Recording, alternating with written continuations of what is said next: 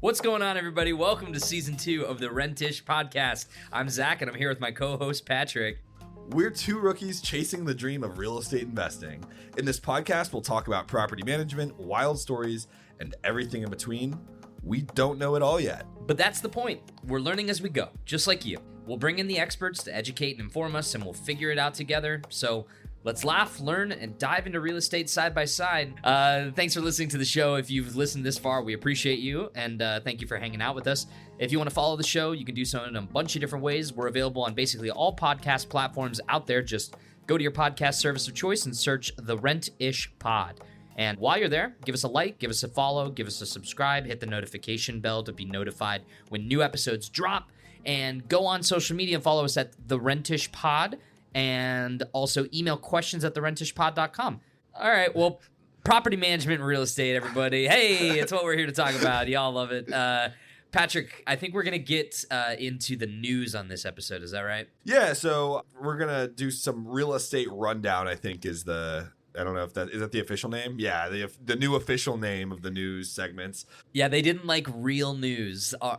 Or what was it before? We called it real news, like for real estate, and they were like, that's awful. It's really bad. Like, all right, season 2, brand new segments. I mean, real estate rundown isn't terrific either, if I'm being completely honest. But, damn. But it's better than real news. No, it's better than real news. Real estate rundown. It's, the it's RER. The alliterative R. The RER. We're going to get into the RER. RER. Hey, real estate like rundown. That. Yeah, so we're going to talk about the 3 biggest headlines in real estate that you need to know. We'll give you the quick hits first and break down what they really mean for renters, investors, and anyone keeping an eye on the market. So making waves this week, Article 1 will be on rent reporting from CNBC. The topics: rent payments being reported to credit bureaus. Renters could soon see their monthly payments impact their credit scores, changing the way that credit worthiness is calculated across the U.S. Article 2 is mortgage rates, also from CNBC. Topics about rates dropping ahead of a Fed cut. Mortgage rates are dipping as investors anticipate a Federal Reserve rate cut, making it a potential sweet spot for home buyers. And Article 3 is new versus existing home prices. It's an article from Forbes. New homes are now cheaper than existing homes for the first time in years. They're being sold at lower prices than existing homes, shaking up the housing market dynamics. So cool. That's what we'll be discussing today. Those articles all seem interesting, things that I would like to read with my eyeballs. So... Well said. Let's get into it. You want to get into it? Yeah, let's do it. All right, I've got number 1 here. So I'm gonna hit you with reporting rent payments. So more renters are reporting rent payments to credit bureaus. Here's what to know. Again, this comes from CNBC, so you can check out the article there. I'm not sure if do we link the articles in the description of the episodes? Cool. We do that. That's nice. So go to the description and click on the article if you want to read along with us. But basically, the gist of it is that more renters are now using their rent payments to build or improve their credit scores. According to a new TransUnion survey, the share of renters whose rent payments are reported to credit bureaus increased to 13% in 2025, which is up 11% in 2024. Up from 11% in 2024. Excuse me. Up 11. It's like, what happened? Went from 2 to 13. What happened? It jumped up so high. The survey conducted in March with 2006 renters shows that while adoption is still relatively low, patience is growing, especially among younger renters. Experts say reporting rent can boost credit scores significantly, but the benefits depend on how the services are structured and whether renters can keep up with payments. Patrick, before we get into kind of like the who, what, when, where, and the why and all that stuff, have you heard of services like this that are basically like doing like rent reporting and like? I've heard of it. Yeah, Okay. I think it's getting more popular. It seems. Yeah, I guess the article backs that up, but I hadn't heard of it until like maybe the past 2 years or so. Let me tell you, I'm not sure if we're gonna call out any of the specific companies that do such a thing, but I've heard so bleep this out, producers. I've heard the Built ad on basically every podcast I listened to recently, where it's like, tenants love paying rent. It's like, make your rent work for you and play with Built or whatever. And it's like, get rewards and whatever. So it's like incentivizing doing more with your rental payments. And I think that impacting your credit score is part of that or whatever. So it seems like they're trying to get that audience to grow. They're advertising on like podcasts and I think probably YouTube ads and stuff like that. But they're out there. They're probably everywhere. Right? So you've heard of the. I know Built. I have a friend who was trying to get me to get the Built card. Oh, it's a card? I mean, there is a card. Yeah, I mean, I think there's a whole program for it. I know the Built card allows you to pay your rent and get cash back on it, I guess, because they allow you to use the card, but like they give you an account and routing number so you can pay it as though it were ACH. Huh. Okay. Well, why it matters. So rent reporting services track payment history and share it with one or more of the three major credit bureaus. So there's Experian, Equifax, TransUnion. This could be especially valuable for credit invisible consumers, so people who have little to no credit history. So basically, the idea in that respect would be that young renter, invisible credit file, doesn't have a whole lot of stuff to back up. They're maybe relatively new, just turned, of age to be able to get a credit line and start building up credit history. The idea that, these kids are going off to college or, you renting your first apartment, and you can suddenly start making an impact on your credit and developing that line of credit and building it, keeping it maintained, keeping the score high without having to have this extensive credit history like a lot of people just kind of stumbled into. So, right. Yeah, kind of a cool concept. TransUnion found including rent payments and credit reports can raise scores by an average of 60 points, giving renters a stronger foundation for securing loans, mortgages, and credit cards. Yeah. I mean, that's cool. Yeah, very cool. What do you do to manage your credit? What do you mean, what do I do? I pay my credit card bills on time. Yeah. Okay. So you don't take advantages of any extra services that I offer actually, credit. well, yeah, boosting? I mean, if that's what you were getting at, is I actually am signed up for like the credit reporting on when I pay my rent. Oh, really? Yeah, it's just like the free version. So it's only going to one of the bureaus, I think. But yeah, I'm on that. I mean, I pay my rent on time. I monitor to make sure that everything's reporting correctly. So yeah, I mean, it's just like might as well. Okay. Since I know that I am somebody, I've got it set on auto pay. I know I'm making my payments, so I'm like, it can't really hurt. Yeah. Yeah, I agree with all of that. I also, maybe it's just a force of habit, but one of the very first apps I ever downloaded when I got an iPhone and I started like messing around with credit cards and stuff when I was in like high school going into college was Credit Karma. Yeah. And that's been around for a long time at this point, but they have like tips, tricks, and suggestions for boosting credit rates as well. That's like one of those like typical like weekly checks, like just out of force of habit, I'll open the Credit Karma app and just be like, I wonder what my credit score is like right now, even though it's always around it's like always in the same area. So yeah, the company I bank with, Capital One, they have like a credit, I think it's called CreditWise, like right on the app, so I can see everything on that, which is really helpful. I do check up on that, maybe like you said, once a week or once every 2 weeks. Yeah. So who is reporting rent? Generationally, younger renters are leading adoption. So 18% of Gen Z renters reported rent payments in 2025. This is down from 26% in 2024, but still the largest share. That's an interesting jump. If 26% of Gen Z renters were reporting rent payments in 2025, what the heck happened that it dropped all the way down to 18%? They started reporting it, and then they were like, wait a second, never mind. We're just going to take that away. 16% of millennials reported rent activity, and then 12% of Gen X and 8% of baby boomers are also using these services. I guess that makes sense. I mean, the younger you are, probably the more inclined you are to build your credit. You might be just more informed generally, too. Yeah, or like, that, yeah. I bet you if you compiled a list of baby boomers into a room and said, how many of you realize that you could be reporting your payments for rent? Well, a lot of baby boomers probably pay more. Could you report mortgage payments and build your credit? I mean, mortgage payments that's automatic because it's a loan. It's that's by right. default. You're right. So it really is just the rental payments. So it's like you have to find the rare baby boomer that's also renting. Yeah, I also wonder if these percentages are about baby boomer renters or just baby boomers in general. Yeah, that would be an interesting thing to know if it was like specifically for renters or not. But yeah, Gen Z made up 15% of respondents in the TransUnion survey. Millennials are about 28%. Gen X was 30%, and baby boomers were 27%. So some solid numbers there, and you get some really interesting takeaways there. But yeah, it definitely seems like it skews young for these reporting services. All right, what to consider before signing up? So there's a few things that you need to take into account here. So experts caution that not all rent reporting services work the same way. Renters should ask a few key questions before enrolling. Number one, do you need it? If you already have a strong credit history, reporting rent may not take a major difference. So for those with thin or no credit files, the impact can be substantial. But if you have a strong credit history, this might not boost it as much as you think it would. So you might not even need it. Number two, what's the cost? Some services are free, but others charge between $6.95 and $9.95 per month with possible setup fees of $25 and $95. So there can be some pretty costly services out there that do this sort of thing. You got to know which bureaus are included. We kind of covered that already. What gets reported. Some services report only on-time payments. Some report late payments. So it's like you got to make sure that you really read the rules and stipulations of these kind of services. And then how do you cancel? So you got to be on top of it. And just like a personal hot take thing, I don't understand how there's this many people that forget to cancel their subs.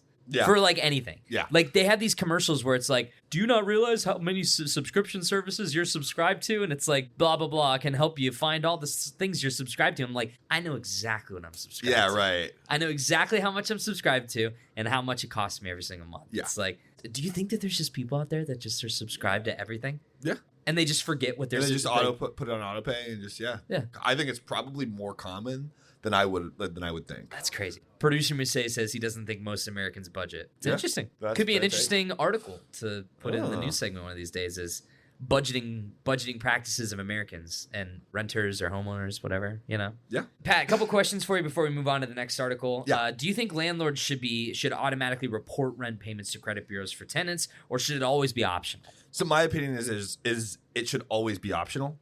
I think because like paying rent, like that's, you know, unless you can buy, everyone needs to pay rent to live somewhere. Yeah. And that to me is different than opening a credit card or like going to the bank and taking out a loan, you know, which is like the traditional things that credit would be reported to. I don't think it should by default be reported for something like renting that you have to do anyways. I get why some people might think that. I just personally disagree with it. But I think like offering that option to tenants who might, you know, who are making these huge payments that aren't a traditional loan and being able to build their credit in like this sort of more non-traditional way, I think can be really helpful. Okay. So. Yeah, I agree. I think that in a case like that, I would be a little bit.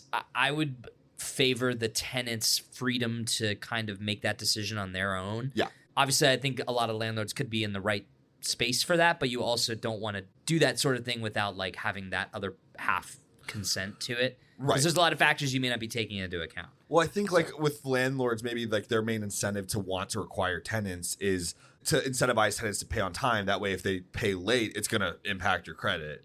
You know, and I get that argument. I think a counterpoint would be like, oh, there's a lease agreement. If they're not paying on time, you know, like they're breaking the agreement and then there's already threats in place. But yeah, that's just my opinion. Yep. I'm totally on that with you. But so just kind of wrap this article up. Matt Schultz, chief credit analyst at LendingTree, had a quote. The more that you can do to improve your score, the better it is for your overall financial situation. That was his quote there. So the more you can do, the better your credit is. Thanks, Matt. Appreciate it. But genius. Yeah, but Shi Wu of the National Consumer Law Center warned renters to weigh risks. She says, quote, "If you are concerned about your job and unsure if you're going to be able to make your rent payments 6 months from now, maybe it's not the best time to sign up." End quote. So we got some two dynamite quotes here from the producers. So thank you guys for putting those in there. Rent reporting can be a powerful tool, particularly for younger renters and those building credit from scratch, but it's not risk-free and may not be worth the cost for those with established credit history. So do your research. As we always say, do your research. All right, Pat, what you got for me? All right, next up we have an article by Forbes. New homes are now cheaper than existing homes. Here's why. For the first time in decades, the U.S. housing market has flipped. New homes are selling for less than existing ones. In June, the median sale price for an existing home was $441,500, while the median price for a new home was just $401,800. That makes sense? Did I say those numbers right? I think you numbered just fine, Pat. 441,500 versus 401,800. I get it. We follow? Here's my lizard brain in action. As soon as numbers get into the 100,000s, it becomes exponentially hard to read them. Yes. Like, I don't like reading $441,500. That sounds awkward. But you said it really seamlessly. I feel like I didn't. You did a good job. I think you did fine. Okay. The bottom line, Zach. Yeah, the bottom line. However you want to say those numbers. The bottom line is there's a 40,000. That's a number I can say. 40,000. Yeah, easy. There's a $40,000 gap, and it's unprecedented. Unprecedented. Since 1968, new homes have only been cheaper 22 times. I don't know what that Does that mean like 22 months? Or that's interesting. Yeah, new homes have only been cheaper 22 times. Maybe it means that because we're always in a state of basically inflation has always gone up since the beginning of time. Yeah. And then it's like you'll have dips where it drops down or like prices kind of scale back a little bit. So maybe the housing, that median price is only reduced 22 times. I don't know how long that stretch of period is that it did reduce, but it means that $441,500, that was like a median price at one point, and then it scaling back at all is considered one of those 22 times. 7 of those instances have occurred since May of 2024, though, where new homes have been cheaper. So 7 of the 22 times that new homes have been cheaper than existing homes has been in the past, like basically year and a half. Well, I mean, that says to me that we're in a time of economic uncertainty. Let's call it that. Yeah. Where it's economics are constantly changing and fluctuating. And I think that probably makes a lot of sense why there's been so many so recently. Yeah.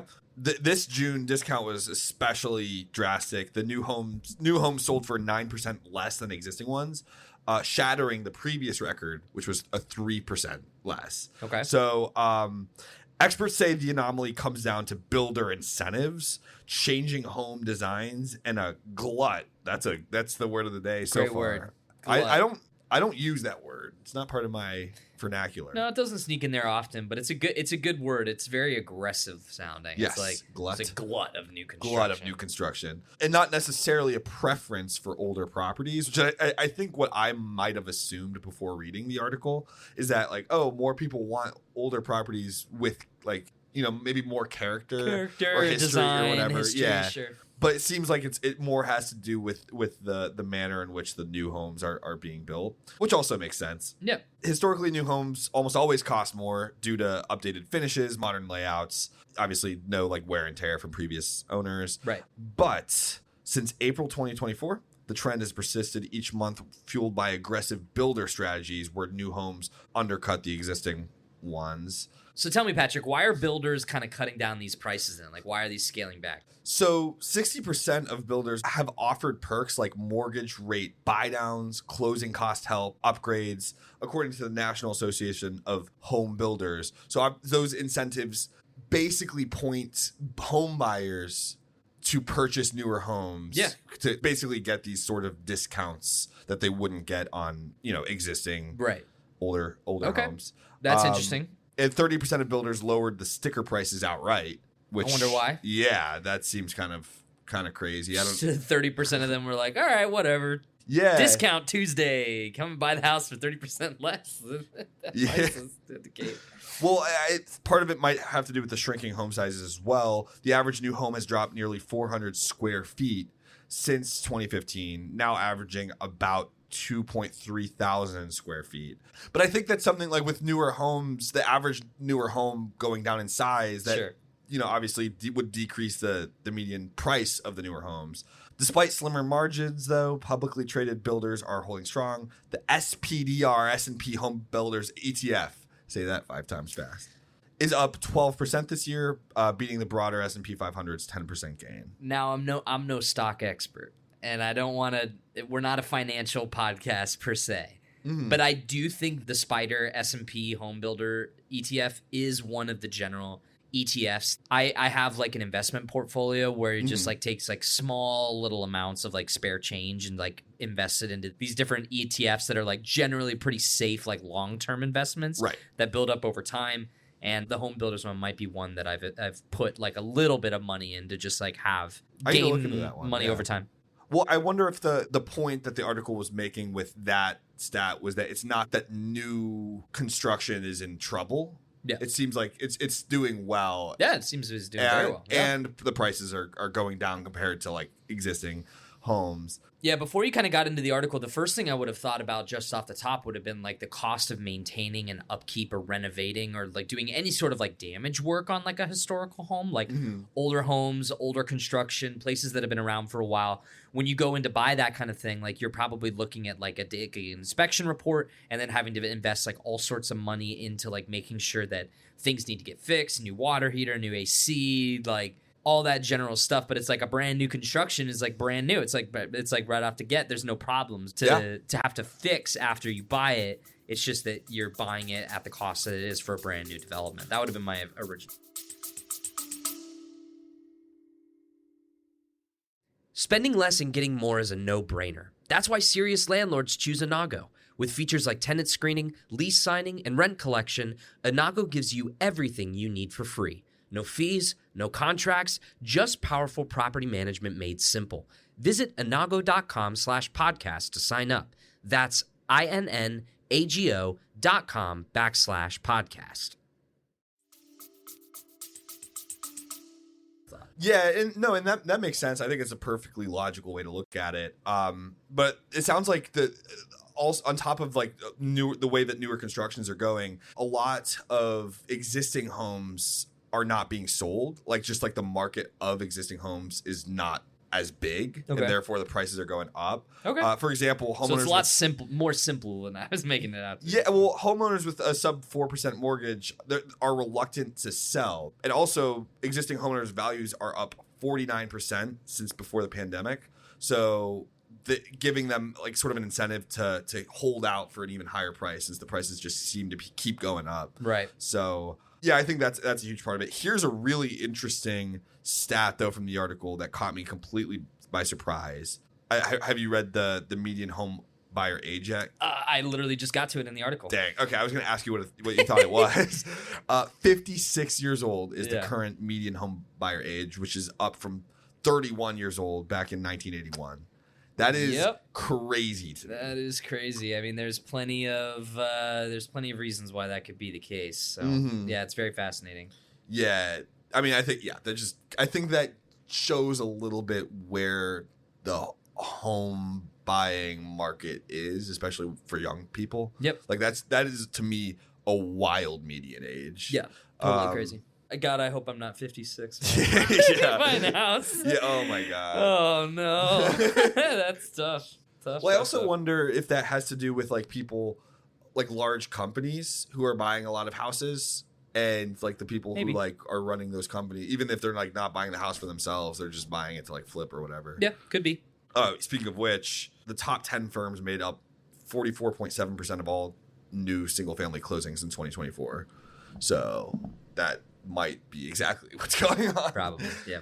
But yeah, the expert outlook here is builders still face high inventory and will likely keep offering discounts and incentives through 2025. Economists expect the price inversion could last another year or two, but not forever. In short, today's unusual trend reflects oversupply in builder strategy, not a permanent reset. New homes won't stay cheaper forever. No, thank you, Patrick, for talking about new homes and how they're being cheaper. It's interesting. It is fascinating. Real quick, we're just going to hit this last one. Mortgage rates dropped sharply ahead of expected Fed rate cuts. So, again, this is one of those things where there's a lot of great information out there. Use your best judgment and resources when kind of taking all this stuff into account. Speak with the professionals. Go out there, consult the people that you really believe that know their stuff. Again, Patrick and I are kind of just learning along the way, but this is actually a pretty important and impactful thing for the housing market right now and for mortgage rates. So this past Tuesday, we're recording this on September 18th. This past Tuesday, as investors moved ahead of a widely expected interest rate cut by the Federal Reserve, the average rate of the 30-year fixed mortgage dropped 12 basis points to 6.13%,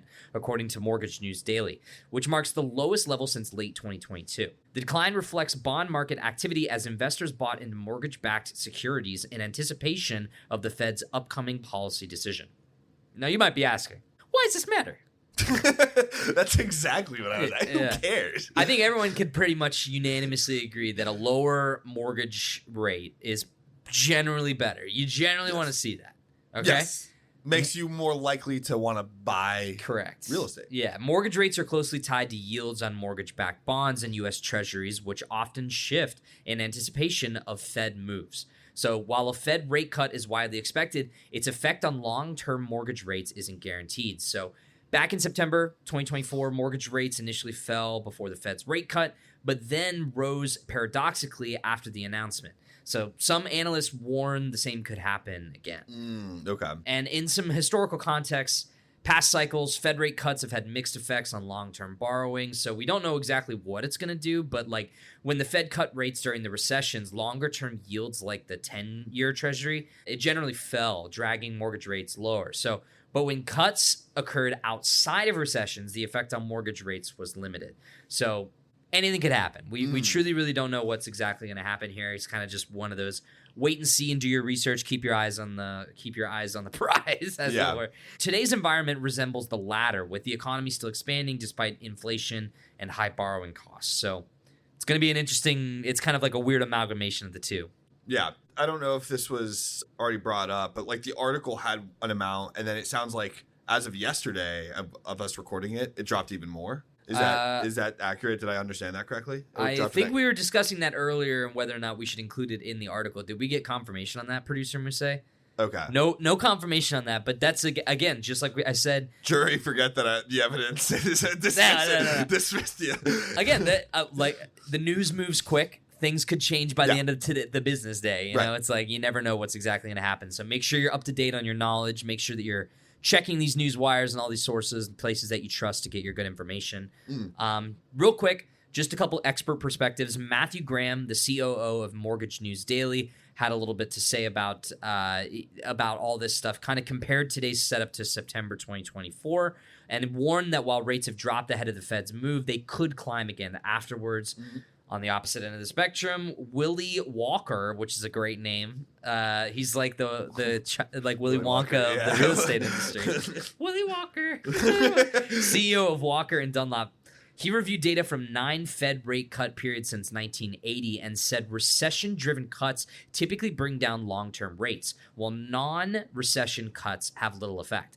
Predicts at least 25 basis points cut, possibly followed by another.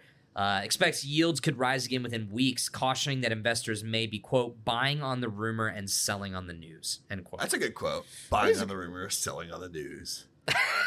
Sounds like I don't know if that's very official.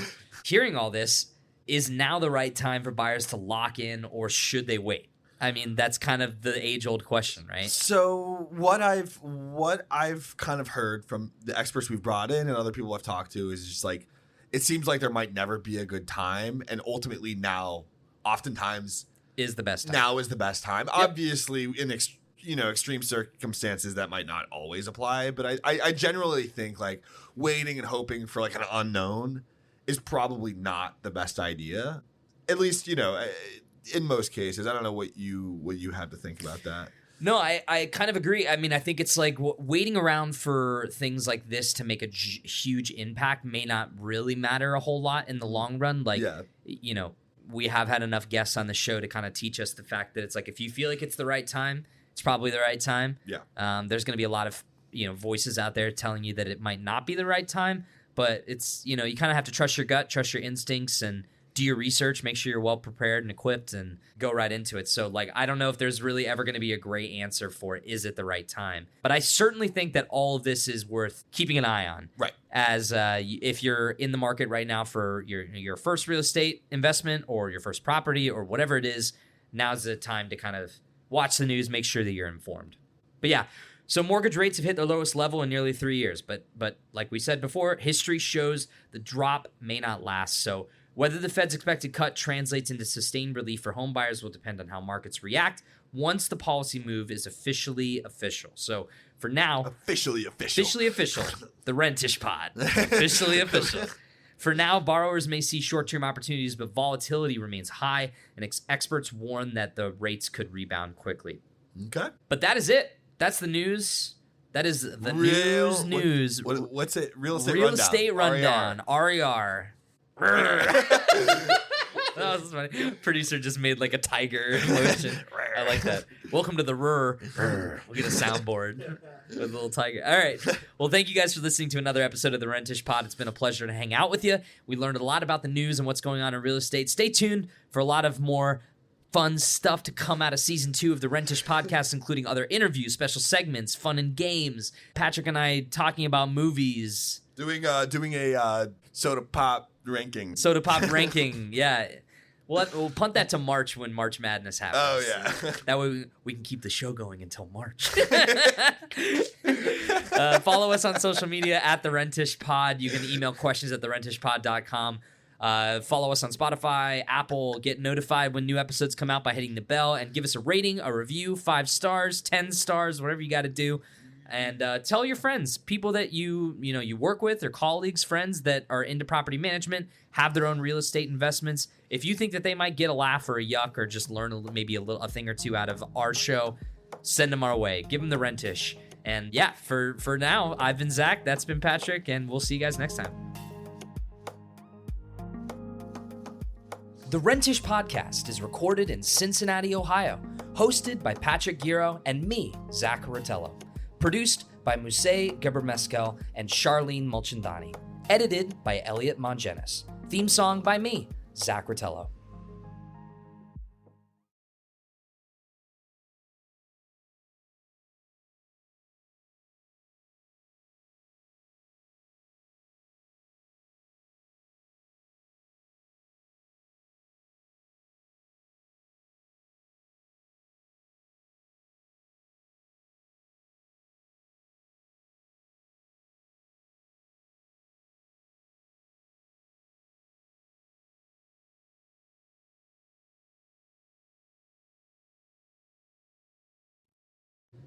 What if you had a network of mentors and peers to guide you through your toughest challenges?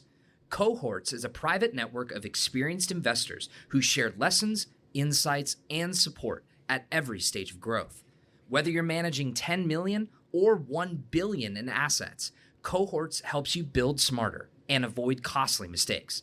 Learn more and join the community at joincohorts.com/podcast.